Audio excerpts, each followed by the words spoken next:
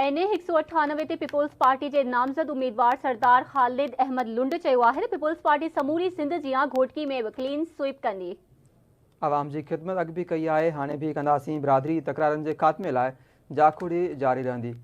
अचो त ॾिसूं था सरदार ख़ालिद अहमद लुंड की आवाज़ टीवी ज़िले घोटकी के रिपोर्टर लतीफ़ वसीर सां गहल ॻाल्हि ॿोल।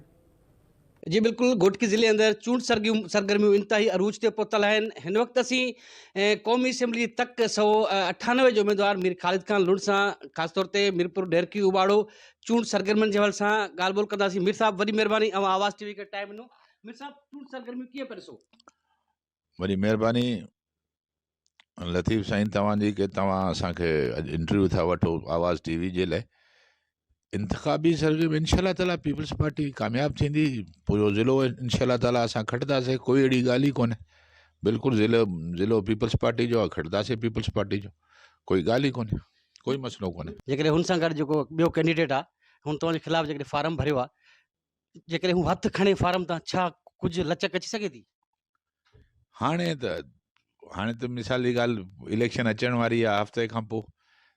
हाणे लचक त पीपल्स पार्टी जे लाइ लचक ई लचक आहे। असां पीपल्स पार्टी जा वर्कर आहियूं, अहिड़ो कोई मसइलो त कोन्हे। बाक़ी उनखे अगरि NA ते बीहणो आहे त पंहिंजो शौक़ु उॾाए वठे, कोई अहिड़ी ॻाल्हि कोन्हे। 2 सीटनि ते बीहंदो।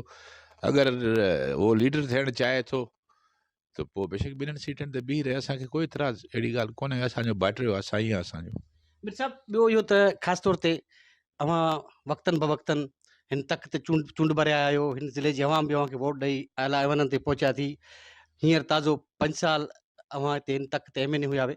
मीरपुर ढेरकी उबाड़ो इन तक जे अवाम जे लाइ अव्हां छा छा कयो? मुंहिंजा भाउ, इहो तव्हांखे शायदि मां पहिरें बि अर्ज़ु कयो हुउमि। अॻे ॾींहुं असांजो ढेरकी में कैंप जो इफ़्तिताह हो।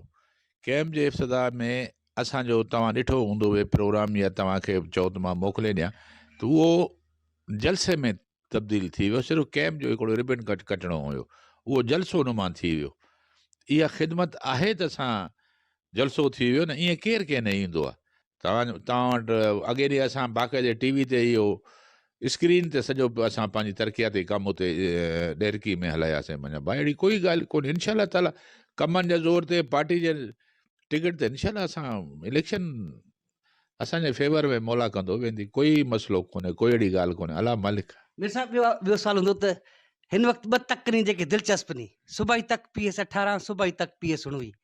हिकु तरफ़ पीपल्स पार्टी जो उम्मीदवार आहे, ॿिए तरफ़ आज़ाद उम्मीदवार बकरी वारो आहे। होॾे उबाड़े में जेके मेहताब ॾेहर, उनजो बि तालुक पीपल्स पार्टी सां आज़ाद उम्मीदवार इलेक्शन लड़े पियो, ऐं शहरियार शहर बि। छा था सम्झो इन विच में इन्हनि ॿिन्हिनि मां तव्हां सर्वे वर्क कयो पिया, कंहिंजो पलड़ो भारी नज़रे थो, केरु खटींदो? साईं इंशाअल्लाह ताला पंहिंजो जेके शहरियार ख़ान जी पोजीशन आहे, उहा उते त ॾाढी भली आहे उबावड़े में। छो उते असां बि उन सां गॾु आहियूं। मुंहिंजो पुटु बि उते रहे थो उबावड़े में। मामे शहरियार जे ख़ान जे करे, उहो पीपल्स पार्टी जो उम्मीदवार आहे। हुनजो त मां बिल्कुलु चई सघां थो इंशाअल्लाह ताला उहो त खटींदो। बाक़ी हिते ज़रूरु मुक़ाबिलो आहे, भई कोशिशि कंदासीं। पीपल्स पार्टी जे करे असां वर्कर आहियूं, हिते ज़रूरु 19 ते मुक़ाबिलो आहे। मीर साहब, ॿियो त जहिड़े हिसाब सां तव्हां चयो त असांजो ऐं बारी ख़ान जे विच में कहिड़ा इख़्तिलाफ़ न आहिनि, पर उहो मुख़्तलिफ़ प्रोग्रामनि में, जलसनि में इहे शइ बार बार चए पियो। त आख़िर इहे इख़्तिलाफ़ हुन जेको ज़ाहिर कया नी, इख़्तिलाफ़नि जे पोयां कहिड़ी कहाणी आहे? आख़िर छा माजरा आहे जो हीउ एॾो सारो मामिलो इख़्तिलाफ़नि ते अची पहुतो आहे? माज़ी में तव्हां उहे गॾु रहिया हुए, जलसा, 2 चकर इलेक्शन बि खटियईं, अचानक इख़्तिलाफ़ इहे कीअं थिया? कोई अहिड़ी ॻाल्हि कोन्हे लतीफ़ भाउ, कोई अहिड़ी ॻाल्हि कोन्हे। असांजो भाइटियो आहे, नौजवान हो। असां त इन लाइ माशाअल्लाह पार्टी जे हुकुम ते उनजी मदद कईसीं पहिरियां, जो असां चयोसीं सॼनि खे, आवाम खे बि फ़ाइदो ॾींदो। असां बि हाणे कुझु थोरा घणा पोड़ा थी विया आहियूं। असांजे लाइ बि कराची वञी कुझु कमकार कंदो गवर्नमेंट में, मगर हुन असांखे मायूस ॾाढो कयो आहे। बहरहाल पार्टी वरी बि जेको हुकुम। ॿियो मीर साहब, मुंहिंजो सुवाल हूंदो त असांजे ज़िले डिस्ट्रिक्ट घोटकी अंदरि क़बीलई तकरार केतिरनि सालनि खां हलनि पिया। अवां या सरदार अली गौर ख़ान या जेके ॿिया आहिनि, तव्हां वॾा स्टेक होल्डर बि आहियो, ऐं हर वक़्तु अवाम खे चूंडे थी, MNAs रहो त असेंबलियुनि ते पहुचो था। हीअ आख़िर क़बीलई तकरार जेके सालनि खां हलनि था पिया, इहे केरु ख़तमु कराईंदो? छा तव्हां इलेक्शन खां पोइ अहिड़ो किरदारु अदा कंदो त जीअं क़बीलई तकरार, इंसानी जानियूं ज़ाया थियनि थियूं, इहे ख़तमु थी सघनि?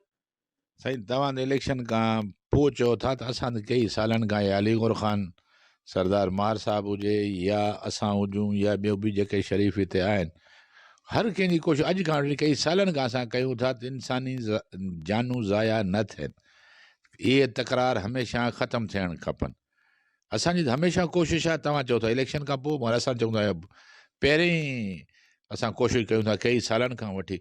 हाणे तव्हां ॾिसो था त माशाल्लाह असांजी क़ौम आहे, क़बाइली मतिलबु क़ौमियत जो ज़िलो आहे, त तव्हां ॾिसो था लतीफ़ ख़ान के असांजे क़ौम जी शिकायत किथे कोन हूंदी। मां दावा सां चवां थो, असां बाक़ाइदे पंहिंजे उन ते कंट्रोल कयूं था।